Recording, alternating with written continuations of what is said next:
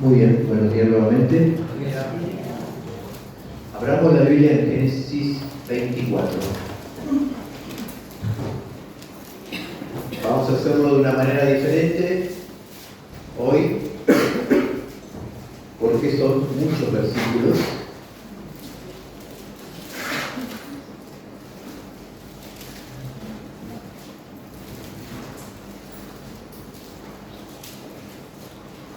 Y voy a empezar con la introducción antes de leer el pasaje. Vamos a ir leyendo por partes y explicando. Es un pasaje muy extenso. Yo puse como título a este tema es La maravillosa providencia de Dios. El capítulo 24, hermano, de Génesis, contiene dos dificultades. Número uno, es un capítulo muy extenso, ya que contiene 67 versículos.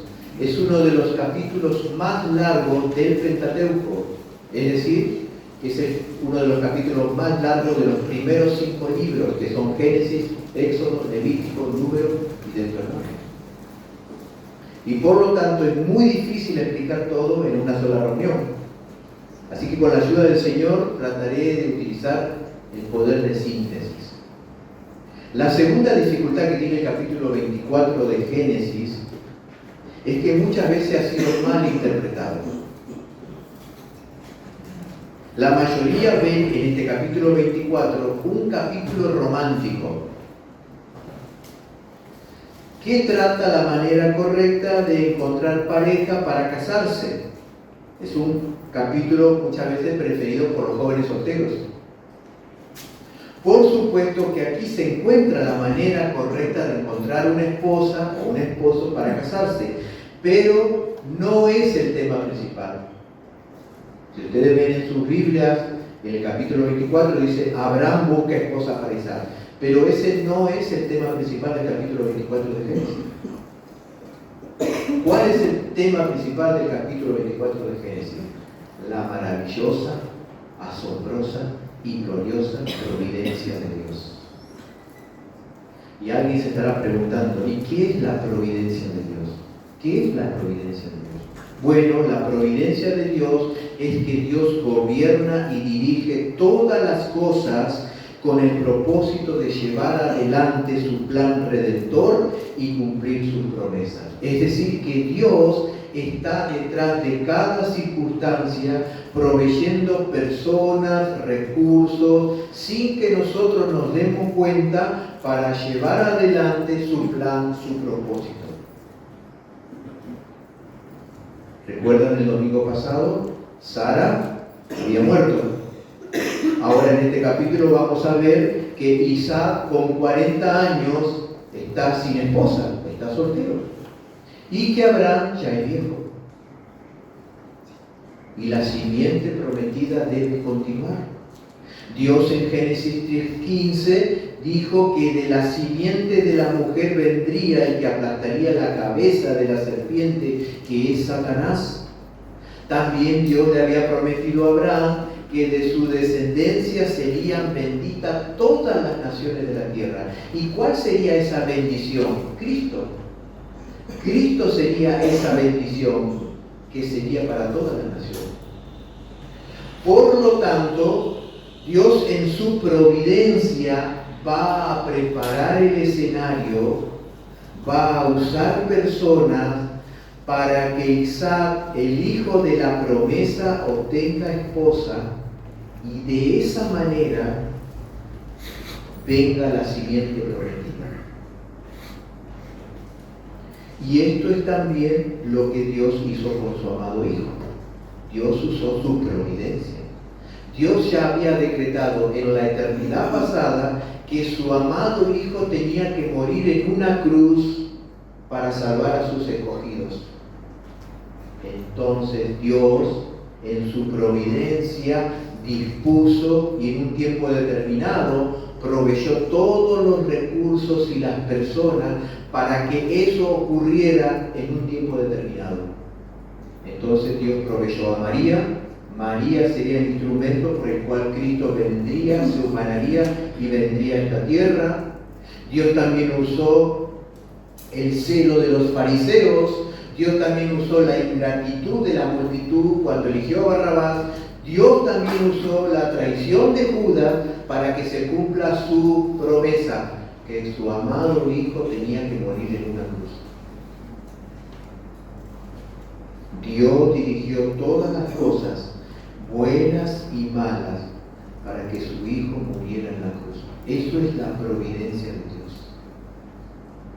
La doctrina de la providencia divina echa por tierra la teoría de que las cosas buenas o malas suceden por casualidad, por coincidencia, porque son cosas del destino, por buena o mala suerte. Muchas veces hemos escuchado eso, ¿no? Qué coincidencia, qué casualidad, qué mala suerte tuvo esa persona. Y es cosa del destino. No, hermano. Nosotros podemos saber por medio de las Escrituras que Dios está detrás de cada circunstancia, sea buena o sea mala, proveyendo recursos humanos para llevar adelante sus propósitos. ¿Y sabe lo más hermoso? Que nadie lo va a impedir. Aún Dios usa la maldad de los hombres para llevar adelante su plan. Como usó la maldad de los fariseos, de la multitud y de Judas, y esa maldad Dios la usó para cumplir su propósito de que su hijo tendría que morir en una cruz. Y en este capítulo 24, el personaje principal de esta historia no es Abraham, no es el criado, no es Rebeca, ni siquiera es Isaac. El personaje principal de esta historia es Dios. Dios guiando todo para llevar adelante su plan. Por eso vamos a considerar varios encabezados. Y el primer encabezado vamos a leer del versículo 1 al 9. Así que me acompañan del 1 al 9. Era Abraham ya viejo y bien avanzado en años, y Jehová había bendecido a Abraham en todo. Y dijo Abraham a su criado suyo, el más viejo de su casa, que era el que gobernaba en todo lo que tenía: pon ahora tu mano debajo de mis muslos, y te juramentaré por Jehová, Dios de los cielos y de la tierra, que no tomarás para mi hijo mujer de las hijas de los cananeos, entre los cuales yo habito, sino que irás a mi tierra y a mi parentela, y tomarás mujer para mi hijo Isaac. El criado le respondió, quizás la mujer no querrá venir en pos de mí a esta tierra. ¿Volveré pues tu hijo a la tierra de donde saliste? Y Abraham le dijo, guárdate que no vuelvas a mi hijo allá. Jehová Dios de los cielos me tomó de la casa de mi padre y de la tierra de mi parentela, y me habló y me juró diciendo, a tu descendencia daré esta tierra. Él enviará su ángel delante de ti, y tú traerás de allá mujer para mi hijo. Y si la mujer no quisiere venir en pos de mí, serás libre de este mi juramento, solamente que no vuelvas allá a mi hijo. Entonces el criado puso su mano debajo del muslo de Abraham, su señor, y le juró sobre este negocio. ¿Qué vemos aquí, hermano? La preocupación de Abraham. Comienza este capítulo mostrando que Abraham ya era viejo y avanzado en años. Abraham no sabía que todavía le quedaban 35 años de vida. Abraham en esta historia tiene 140 años y nosotros sabemos que él murió a los 175. Pero Abraham ya se veía viejo y avanzado en años y tenía una gran preocupación. ¿Y cuál era esa preocupación? De que Isaac, el hijo de la promesa, con 40 años todavía no se había casado. Y eso ponía en peligro de que Abraham, al morirse, su hijo se case con una mujer cananea. ¿Quién eran los cananeos? Los cananeos eran una raza que había sido maldecida por Dios. Era una raza maldita. Eran gente paganas, inmorales e idólatras.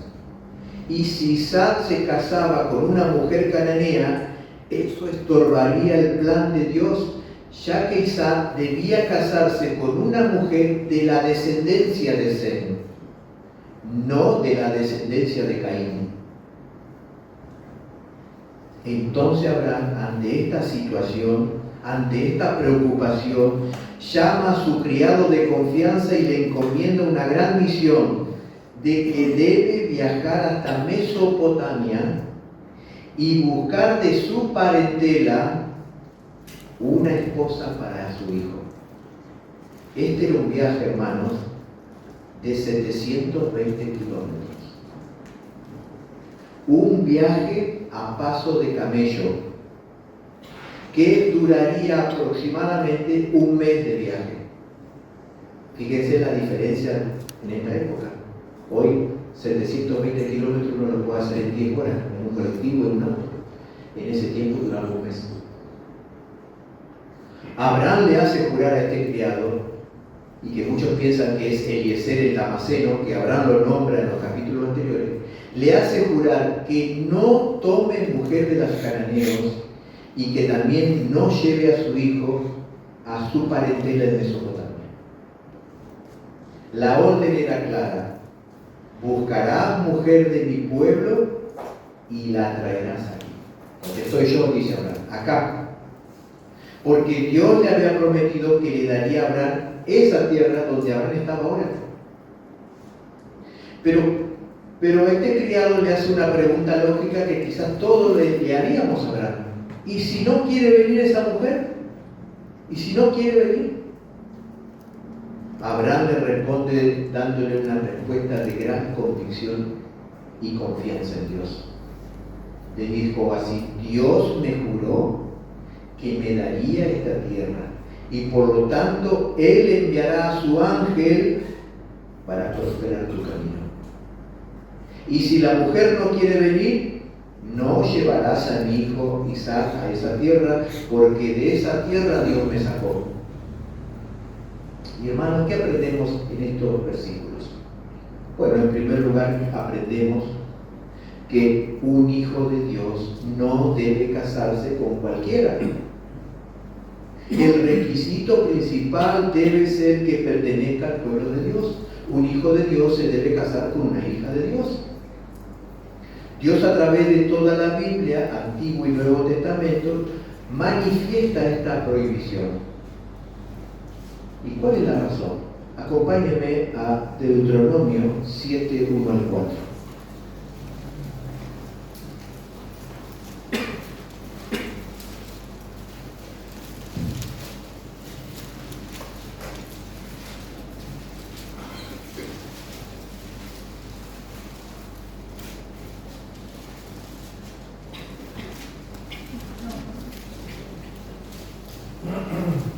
Es el quinto libro de la Biblia, Deuteronomio capítulo 7, versículo 1 al 4.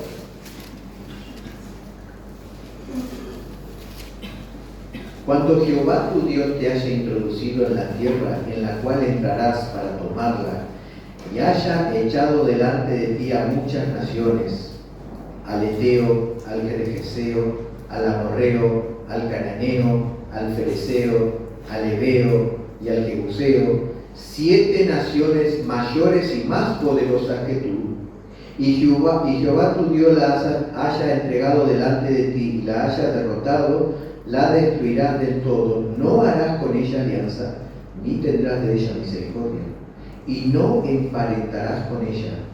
No darás tu hija a su hijo, ni tomarás a su hija para tu hijo.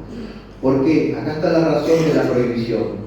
Porque desviará a tu hijo después de mí, y servirán a dioses ajenos, y el furor de Jehová se encenderá sobre vosotros, y te destruirá pronto. Hermanos, el Señor es claro que los matrimonios de yugo desigual. ¿Qué es un yugo? Para algunos que no tienen noción de lo que es el campo. El yugo es una madera donde se ataban a 2 animales de la misma especie para poder arar o arrastrar un carro. O se ponían 2 bueyes, o 2 caballos, o 2 mulas. No se podía poner un buey y una mula, porque tenían pasos distintos, fuerzas distintas. Se tenían que poner 2 animales de la misma especie. Entonces, en los matrimonios de yugos desiguales, donde hay un hijo de Dios y una hija que no es de Dios, es un yugo desigual, no pueden estar de acuerdo. Un escritor dice en cuanto a esto que me llamó mucho la atención. En los matrimonios de yugos desiguales es más probable que la parte buena se pervierta que esperar que la parte mala se convierta. Por supuesto, a veces hay excepciones, pero la regla general, pero no es la regla general. En la mayoría de los casos, los matrimonios desiguales terminan en la frustración o en el divorcio. La segunda enseñanza que sacamos de estos 9 versículos es que Abraham basó sus decisiones en las promesas de Dios. Abraham no buscó esposa para Isaac porque estaba soltero Isaac y le daba lástima que esté soltero, no. Abraham buscó esposa para su hijo para llevar adelante lo que Dios le había prometido, que en su descendencia serían benditas todas las naciones. Y para que su descendencia venga la bendición que es Cristo, Isaac tenía que casarse, pero no con cualquier mujer. Abraham quería asegurarse de tener una descendencia piadosa, porque de allí vendría la simiente que sería una bendición para todas las naciones. Hermanos, la manera correcta de tomar decisiones no es basándonos en nuestros sentimientos, en las circunstancias que nos rodean, sino en las promesas de Dios, en la palabra de Dios. Muchas veces tomamos decisiones movidos por los sentimientos, por las circunstancias, por las personas, pero no por la palabra de Dios. Abraham tomó una decisión de mandar a su criado a buscar una esposa para Isaac, porque él confiaba en las promesas de Dios. Dios le había prometido que de tu descendencia vendría Cristo. Entonces dejamos este encabezado, la preocupación de Abraham. Abraham estaba preocupado, no quería que su hijo se case con cualquiera, porque Dios le había prometido que de su descendencia vendría Cristo. Vamos ahora a ver el segundo encabezado, versículo 10 al 14, la oración del criado. Versículo 10 al 14. Génesis 24. El criado tomó 10 camellos de los camellos de su señor y se fue, tomando toda clase de regalos escogidos de su señor. Y puesto en camino llegó a Mesopotamia, a la ciudad de Nacor. E hizo arrodillar los camellos fuera de la ciudad junto a un pozo de agua a la hora de la tarde, la hora en que salen las doncellas por agua.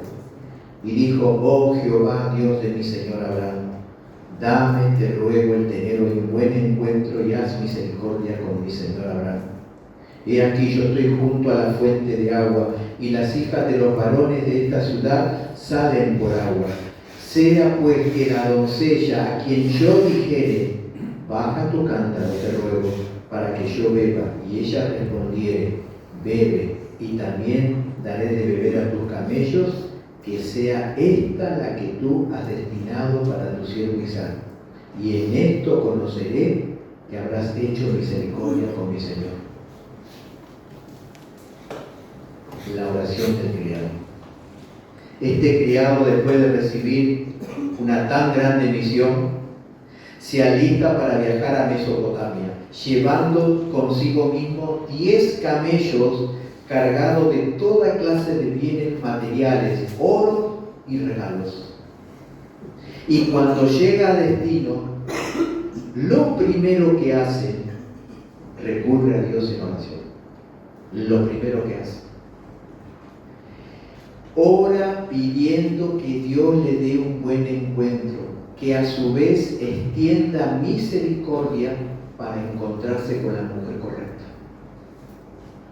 Póngase en el lugar de este criado.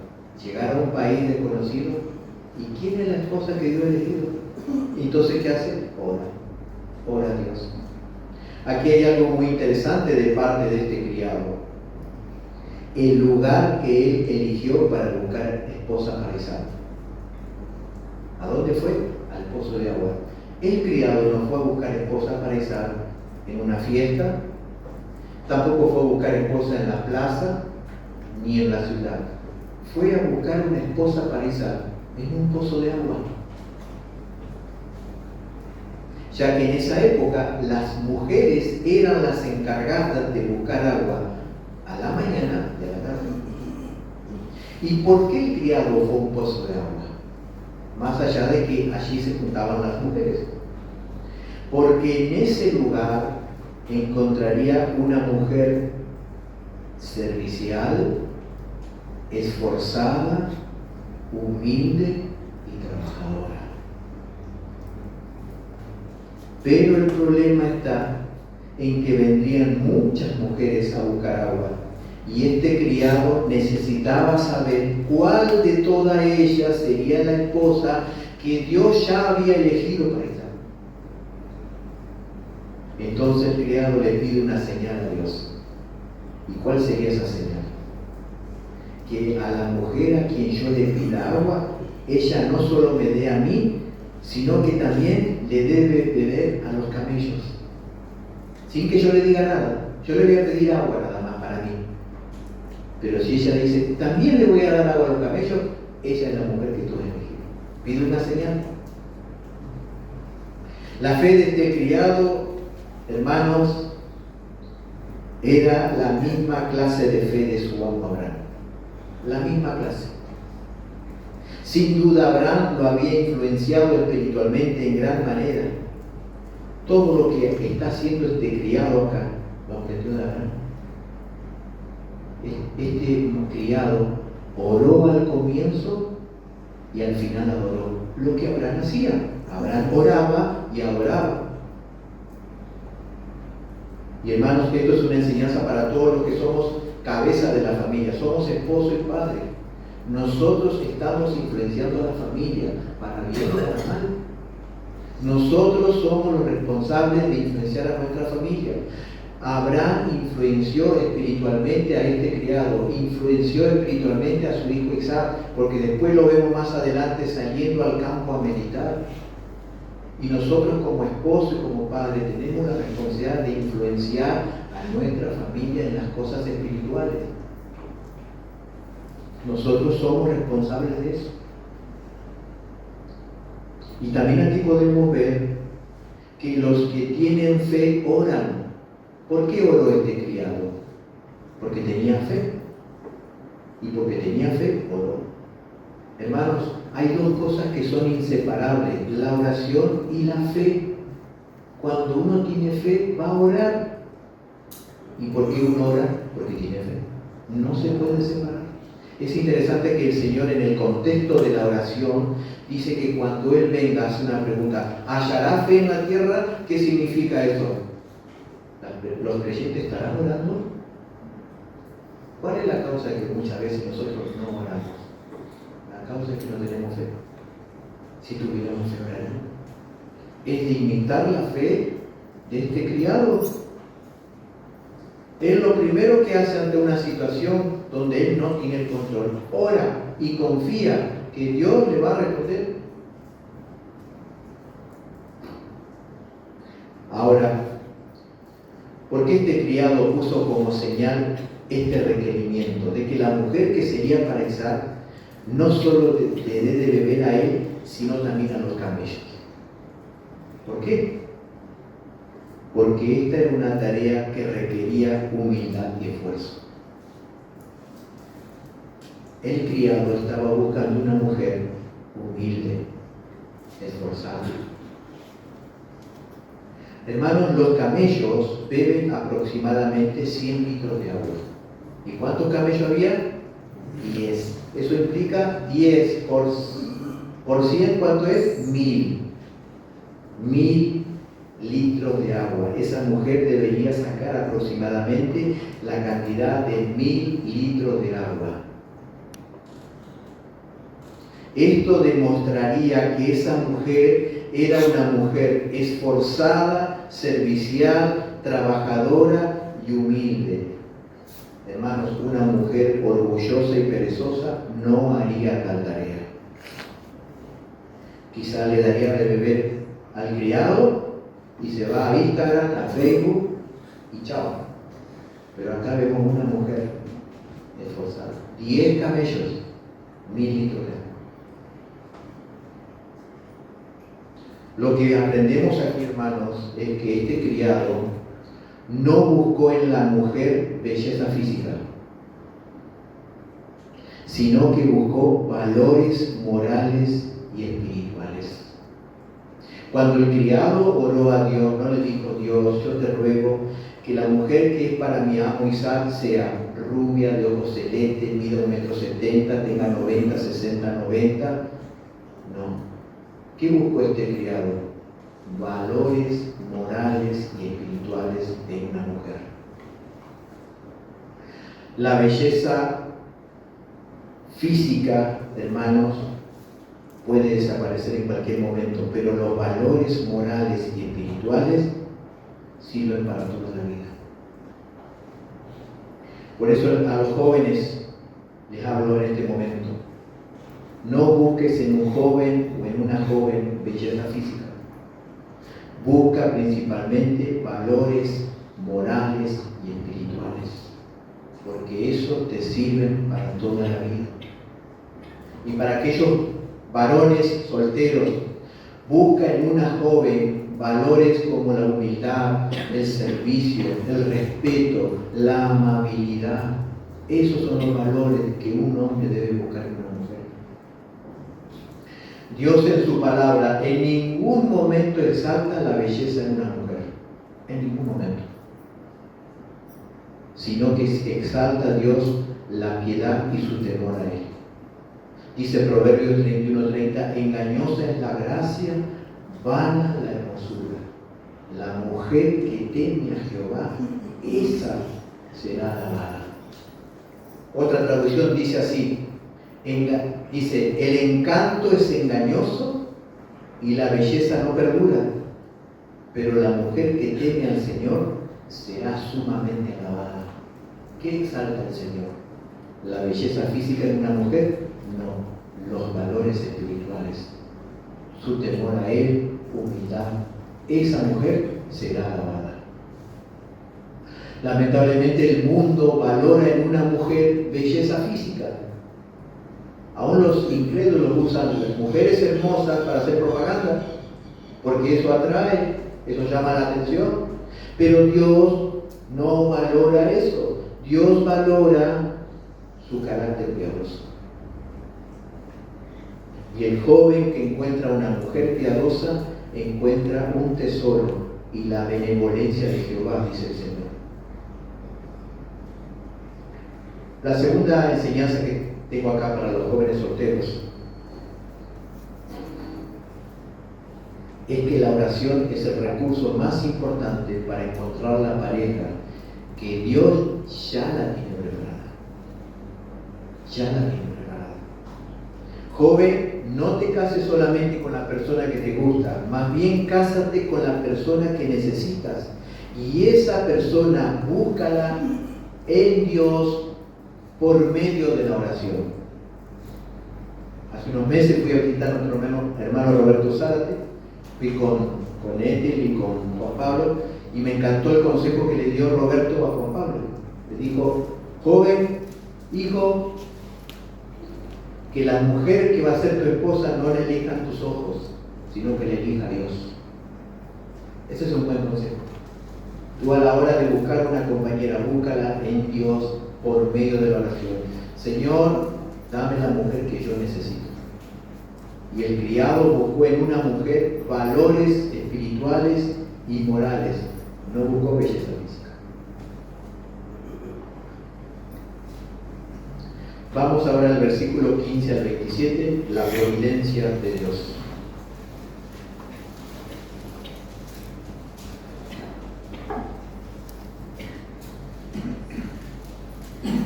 15 al 27. Y aconteció que antes que él acabase de hablar, he aquí Rebeca, que había nacido a Betuel, hijo de Milca, mujer de Nacor, hermano de Abraham, la cual salía con su cántaro sobre su hombro. Y la doncella era de aspecto muy hermoso, virgen, a la que varón no había conocido, la cual descendió a la fuente y llenó su cántaro y se volvía. Entonces el criado corrió hacia ella y le dijo: te ruego que me des a beber un poco de agua de tu cántaro. Ella respondió: bebe, señor mío. Y se dio prisa a bajar su cántaro sobre su mano y le dio a beber. Y cuando acabó de darle de beber, dijo también: para tus camellos sacaré agua hasta que acaben de beber. Y se dio prisa y vació su cántaro en la pila y corrió otra vez al pozo para sacar agua y sacó para todos sus camellos.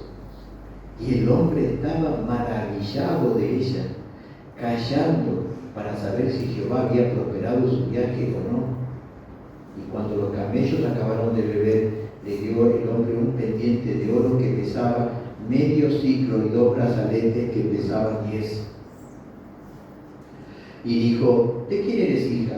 Te ruego que me digas: ¿hay en casa de tu padre lugar donde posemos? Y ella respondió: soy hija de Betuel, hijo de Milca, el cual ella dio a luz a Nacor. Y añadió: también hay en nuestra casa paja y mucho forraje y lugar para posar. El hombre entonces se inclinó y adoró a Jehová. Y dijo: bendito sea Jehová, Dios de mi amo Abraham, que no apartó de mi mano su misericordia y su verdad, guiándome Jehová en el camino a casa de los hermanos de mi amo. ¿Qué podemos ver acá? La providencia de Dios, maravillosa providencia de Dios. Comienza el versículo 15 diciendo que el criado, antes de terminar de orar con Dios, no había terminado de orar, aparece Rebeca para buscar agua del pozo. Llenó su cántaro y cuando se disponía a irse, el criado se acerca para pedirle agua. El criado no sabía que ella era Rebeca y Rebeca no sabía que él era el criado de Abraham. No sabía, no se conocían. Pero Rebeca inmediatamente le da a beber diciéndole: bebe, Señor mío. Y se dio a prisa a bajar su cántaro y le dio agua. ¿Y qué es esto, hermano? La actitud de Rebeca: respeto y amabilidad. Rebeca no conocía a ese hombre, pero ¿cómo le responde? Bebe, Señor mío. Estas son virtudes, hermanos, el respeto y la amabilidad, que muchas veces se están perdiendo en los jóvenes para con los mayores. El respeto y la amabilidad hacia las personas mayores. Aquí vemos una jovencita que no conocía a este hombre, sin embargo le responde con respeto y amabilidad. Cuando Rebeca termina de darle agua al criado, saca agua para dar a beber a los 10 camellos. Hermano, esto habla de sacrificio y esfuerzo. ¿Cuántas veces fue y volvió al pozo? Fue y volvió al pozo. Tenía que más o menos sacar 1000 litros de agua. Fue y sacó. Mientras esto sucedía, el criado estaba asombrado de lo que estaba viendo. Dios le contestó la oración antes de lo que él se imaginaba, antes que terminara de orar, aparece Rebeca. Y cuando terminó de dar agua a los camellos, el criado la recompensó con alhajas de oro. Pero faltaba todavía un dato muy importante. Esa mujer tan amable y respetuosa tenía que ser de la familia de Abraham. Porque si no era de la familia de Abraham, ella no era la esposa para Isaac, por más que haya mostrado tanta amabilidad y servicio. Entonces ella se da a conocer y dice: soy Rebeca, hija de Betuel, nieta de Nacor. ¿Y quién era Nacor? Nacor era hermano de Abraham. Por lo tanto, Rebeca era nieta del hermano de Abraham, era de la parentela de Abraham. Y como si esto fuera poco, ella le ofrece al criado y a sus camellos hospedaje en su casa.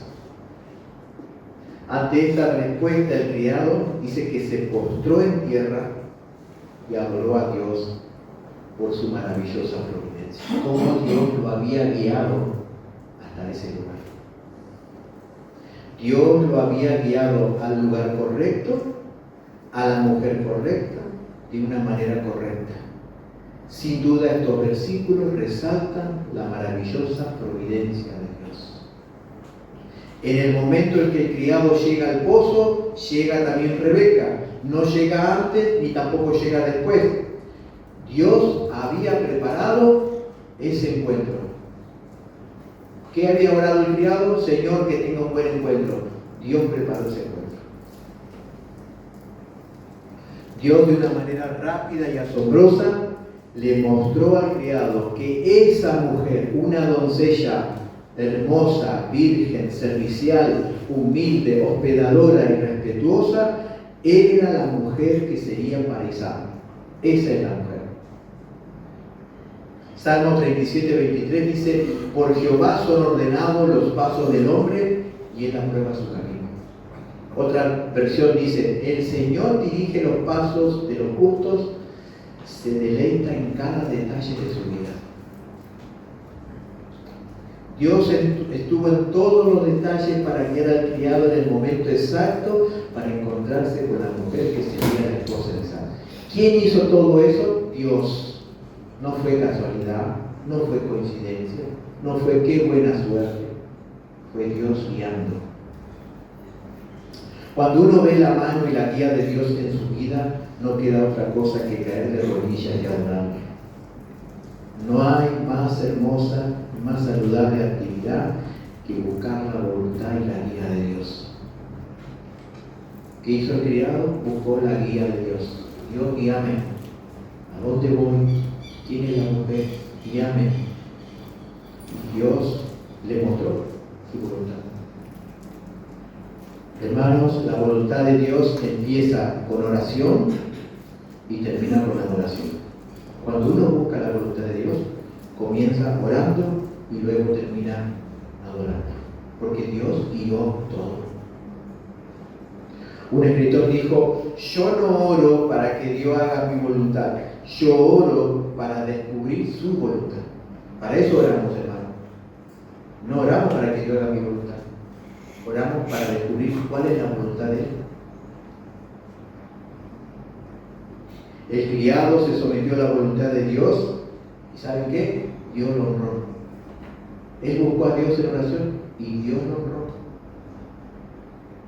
Hermanos, no tengan miedo a la voluntad de Dios, porque su voluntad es buena, no es mala, es agradable, no es desagradable, es perfecta, no tiene errores.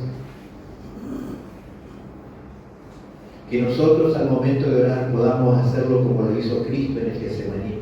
Padre, no se haga mi voluntad sino la tuya. No se haga mi voluntad sino la tuya. Siempre la voluntad de Dios será mejor que mi voluntad. Nunca olvides eso, hermano. Nunca tu voluntad o mi voluntad es mejor que la voluntad de Dios. Porque mi voluntad está contaminada por el pecado. La voluntad de Dios no, es buena, agradable y perfecta. Pero para hacer la voluntad de Dios hay que renunciar a nuestra voluntad. Cuarto encabezado, 28 al 33. Vamos bien con el horario. 28 al 33. Y la doncella corrió y hizo saber en casa de su madre estas cosas. Y Rebeca tenía un hermano que se llamaba Labán, el cual corrió afuera hacia el hombre a la fuente. Y cuando vio el pendiente y los brazaletes en la mano de su hermana, que decía: así me habló aquel hombre, y vino a él, y aquí que estaba con los camellos junto a la fuente, y le dijo: ven, bendito de Jehová, ¿por qué estás afuera? He preparado la casa y el lugar para los camellos. Entonces el hombre vino a casa, y Labán desató los camellos y le dio paja y forraje y agua para lavar los pies de él y los pies de los hombres que con él venían. Este criado no venía solo, venía con otros hombres.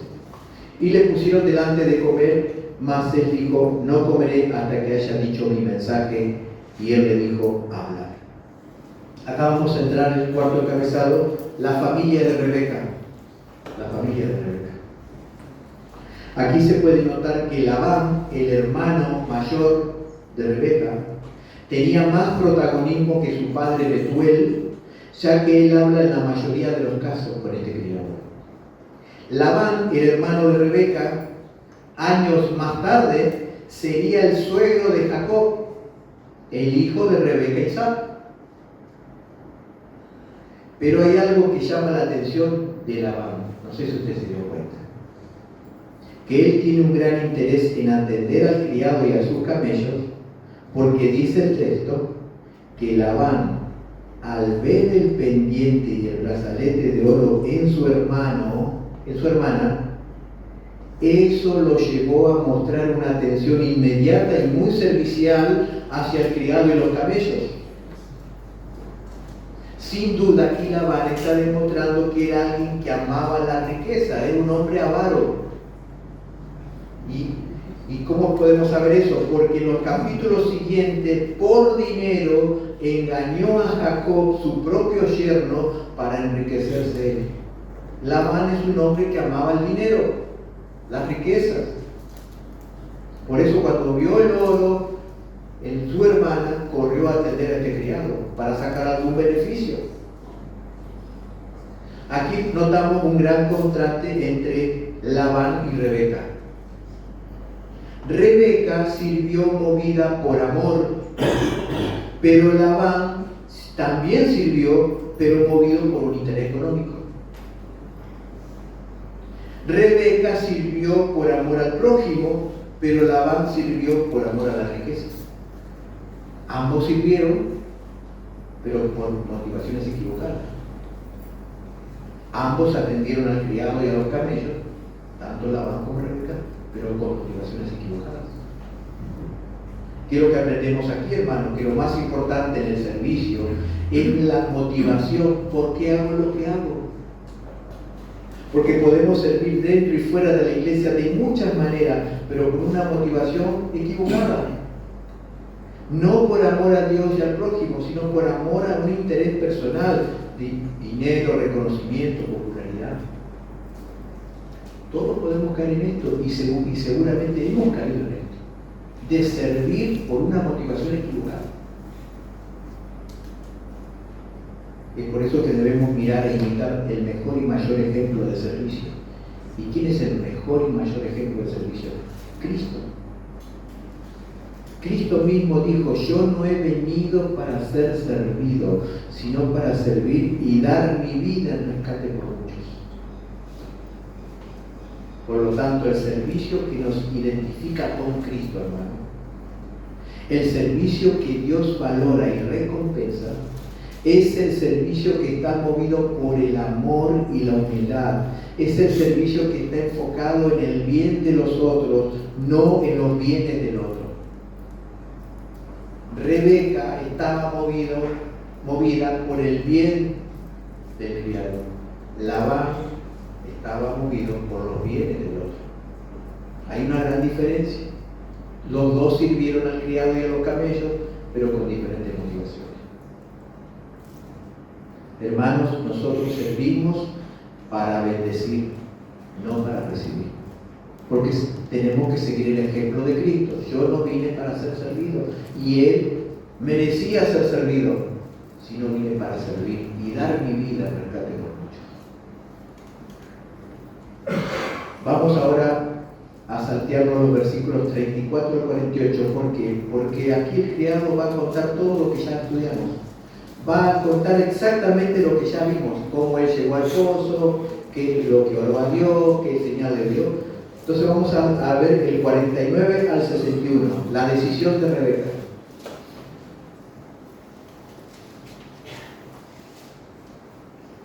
Versículo 49 al 61.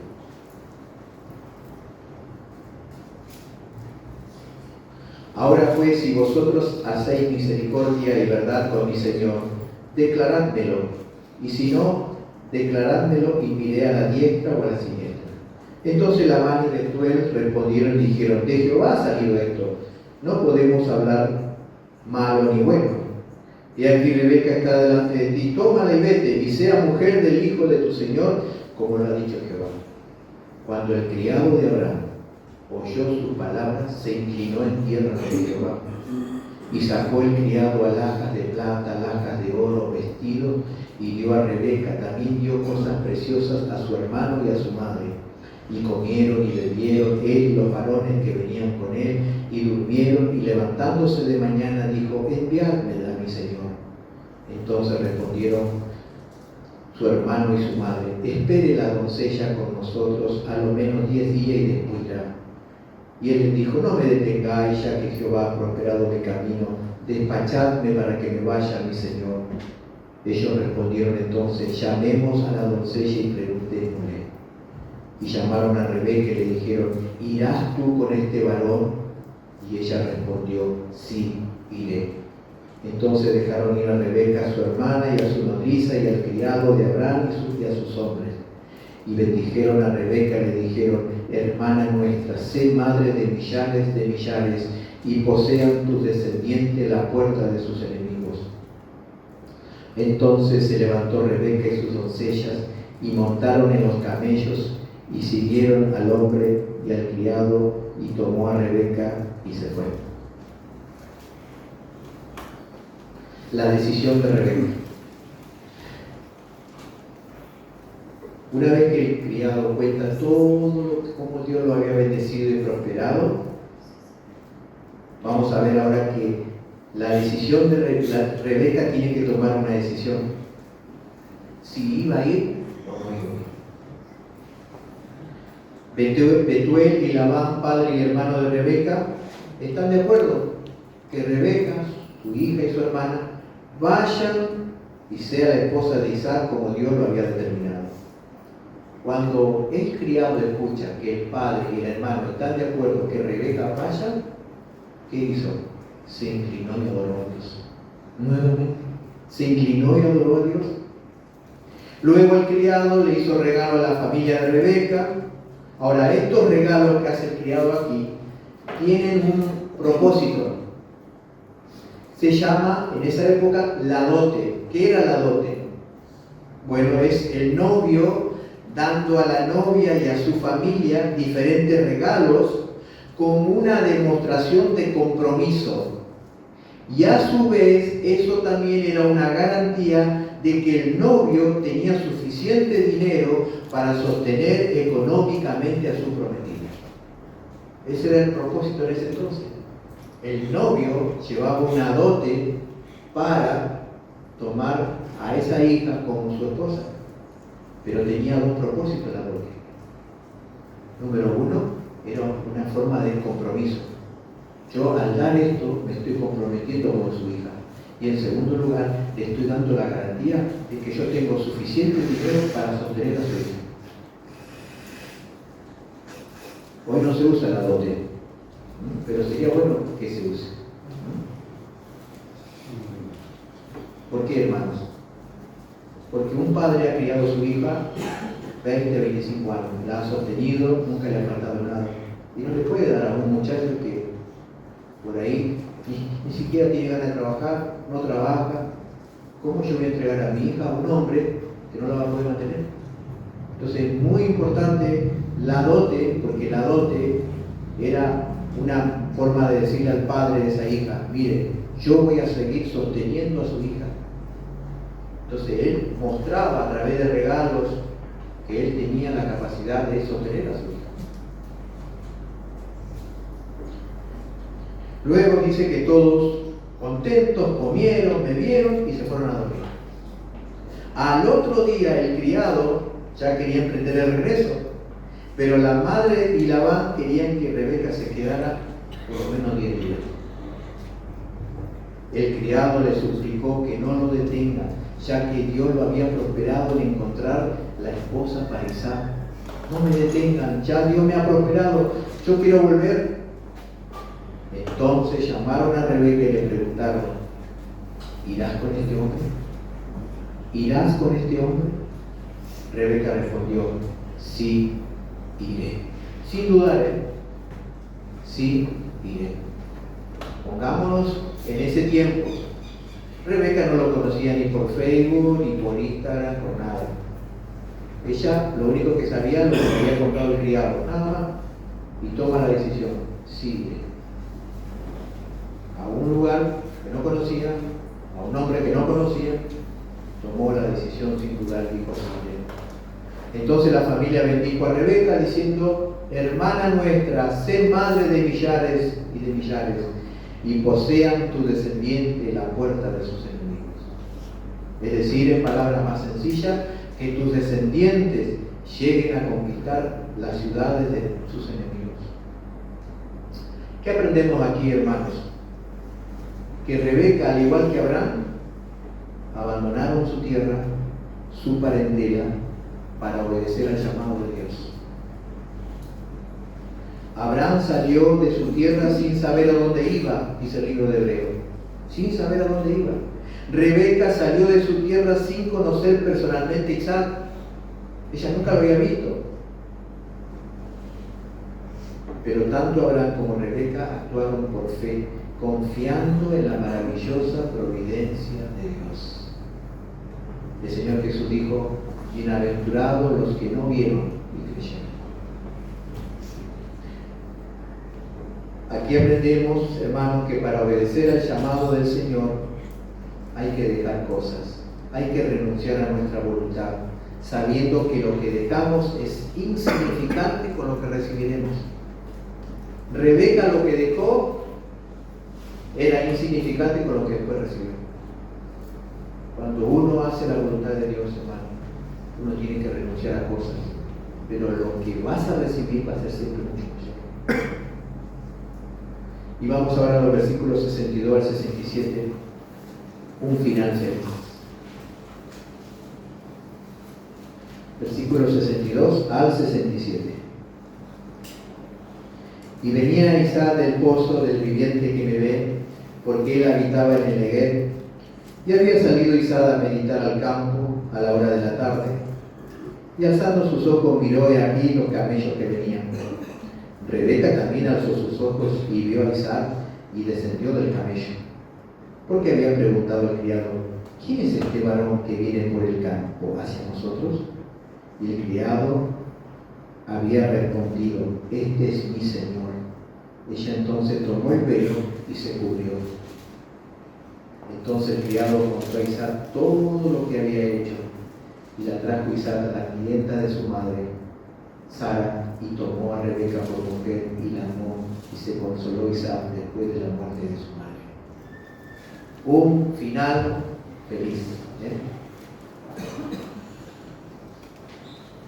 Entonces emprendieron el viaje de regreso, y seguramente en el viaje, que duraba casi un mes, el criado le fue hablando a Rebeca acerca de cómo era Isaac. Eso seguramente alimentó el deseo de conocer personalmente quién sería su esposo. Tenían un mes para hablar, y seguramente el criado le fue hablando cómo era Isaac, qué le gustaba a Isaac. Y eso alimentó en Rebeca un deseo de conocer a quién sería su futuro esposo. Aquí, hermano, hay una figura teológica.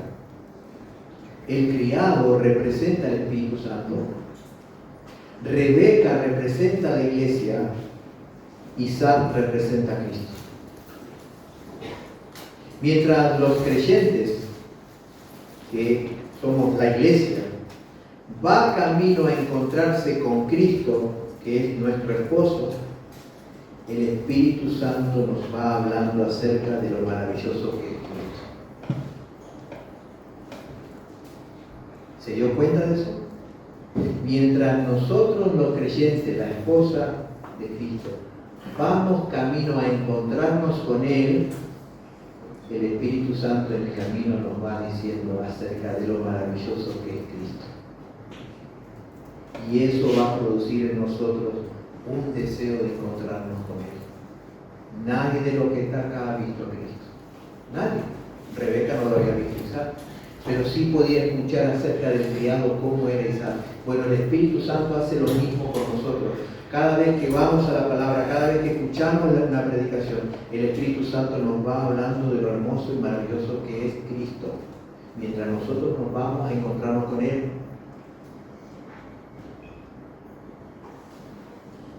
Va produciendo en nosotros un deseo intenso de conocerlo personalmente.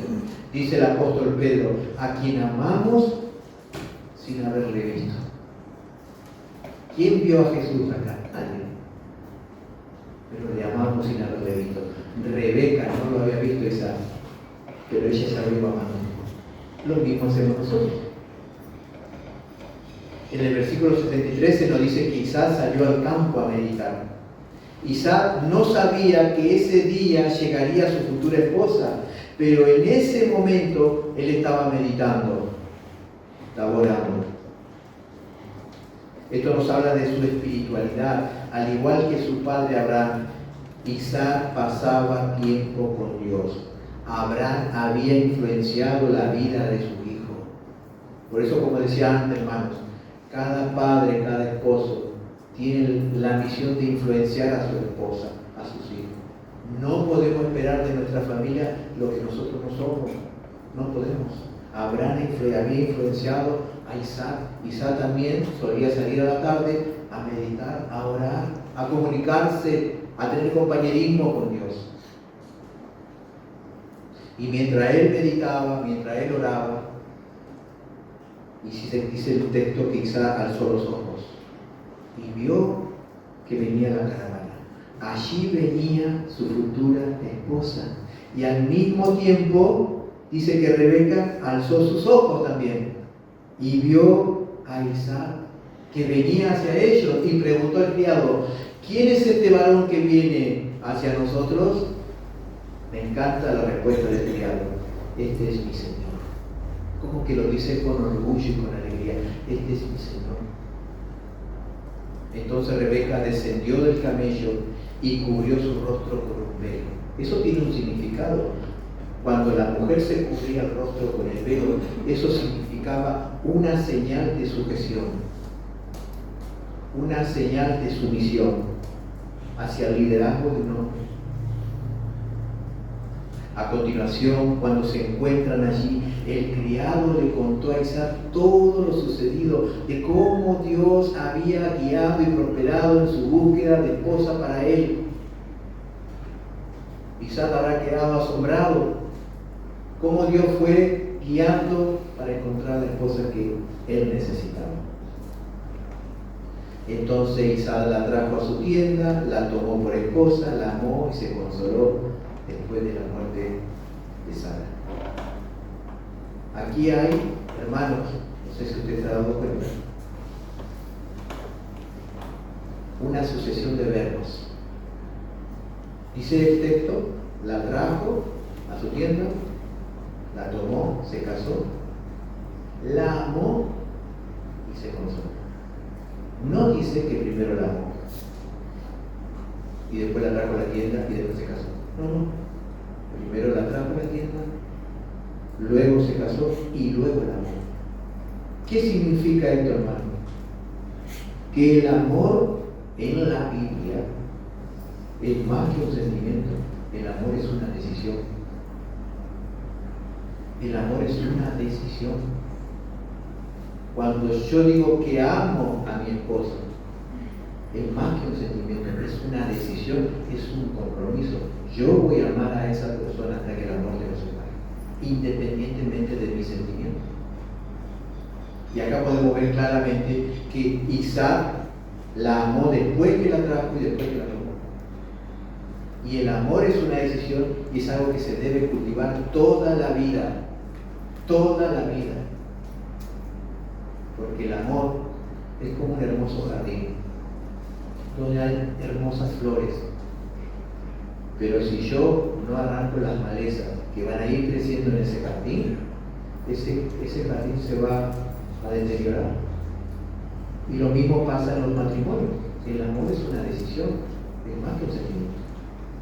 A veces no va a tener muchos sentimientos buenos, a veces vas a estar en conflicto con tu cónyuge, pero vos tomaste una decisión. Yo voy a amar a esa esposa, a pesar de lo que pase. Es una decisión.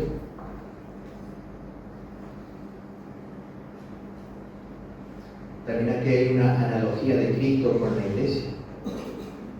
La Biblia dice que Cristo amó a la iglesia, su esposa, y se entregó por ella.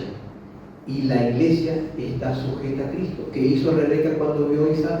Se puso el velo, señal de sumisión. La iglesia, dice su palabra, que la iglesia se somete a Cristo. Todo matrimonio es un reflejo de Cristo con la iglesia. Todo matrimonio. Nosotros como matrimonio reflejamos la relación que hay entre Cristo y la iglesia. El esposo amando a la esposa como Cristo ama a la iglesia, un estándar muy alto, y la esposa sujetándose a su esposo como la iglesia se sujeta a Cristo. Y las mujeres dirán, un estándar muy alto. Pero yo pregunto, si una mujer ve que su esposo la ama a tal punto que está dispuesto de morir por ella, ¿no se va a someter? Claro que sí. Y si una mujer ve que y si un hombre ve que su esposa se somete voluntariamente, amorosamente, libremente a su liderazgo, ¿no sería capaz de dar su vida por esa mujer? Claro que sí. El modelo de Dios no falla para el matrimonio. Quiero terminar con 3 breves conclusiones. Número 1, esta historia también tiene una analogía evangelística. El criado convenció a Rebeca para que venga a casarse con Isaac. De la misma manera, el Espíritu Santo nos convenció de pecado, de justicia y de juicio para que vengamos a Cristo y seamos partícipes de su herencia.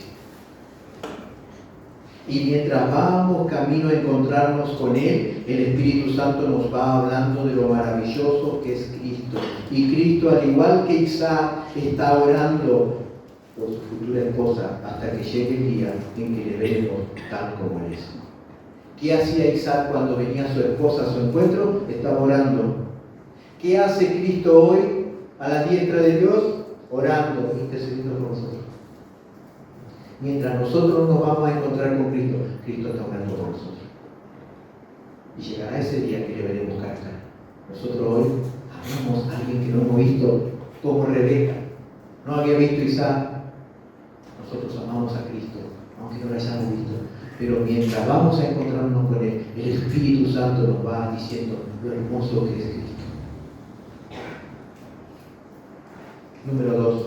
Querido hermano, recuerda que tenemos un Dios soberano, que gobierna sobre todo y sobre todos, y que Él dirige todas las cosas, buenas y malas, para llevar adelante sus propósitos. A veces Dios usará circunstancias favorables y hermosas, como le sucedió al criado. Pero a veces Dios usará circunstancias difíciles e injustas, como le sucedió a José, el nieto de Isaac y Rebeca, que él, por envidia a sus hermanos, lo vendieron como esclavo a Egipto. Pero Dios usó esa situación injusta y dolorosa para que José llegara a ser el gobernador de Egipto y de esa manera salvar a su pueblo de una hambruna que vendría. José mismo le dijo a sus hermanos cuando los volvió a ver después de 13 años: vosotros pensasteis mal contra mí, mas Dios, providencia de Dios, lo encaminó a bien para hacer lo que vemos hoy, para mantener en vida a mucho pueblo. También José le dijo: no os entristezcáis ni os pese de haberme vendido acá, porque para preservación de vida me envió Dios delante de vosotros, providencia divina. ¿Pero quién lo envió? Acá dice, los hermanos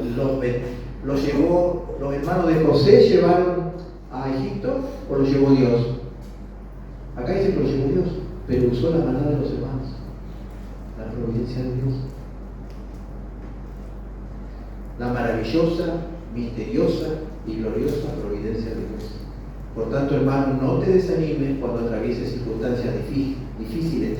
Mira al Señor, Él está usando esas circunstancias para llevar adelante sus propósitos. Él reina, gobierna y dirige todas las cosas para su iglesia. Quizás en el momento tú no lo entiendas o no estés de acuerdo, pero confía, Dios gobierna y Él siempre nos dará lo mejor porque Él es bueno y misericordioso.